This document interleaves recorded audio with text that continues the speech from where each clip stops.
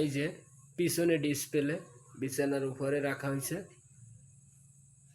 এই যে ডিসপ্লেটা অনেক মজবুত মোটা। এই পাশে ফাইবার বালিশের সাইডে রাখা ফাইবার আপনাদেরকে দেখাইতেছি। এই যে ব্যাকলাইট, নতুন ব্যাকলাইট লাগাইছি। এই ব্যাকলাইট চালু করে দেখাই। দেখেন আমি একাই ভিডিও করতেছি, যার কারণে আপনাদের সমস্যা হইতেছে দেখাইতে। এই যে ব্যাকলাইট জ্বলছে, দেখতে পাইতেছেন ভিডিওর মাধ্যমে ব্যাকলাইট চালু হয়েছে। এই টিভিটি একটা শার্প নামের টিভি। যে বন্ধ করলাম,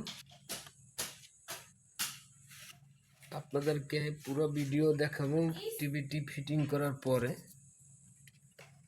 টিভিটি আমরা এখন ফিটিং করব, ফিটিংয়ের পরে পুরো ভিডিও দেব।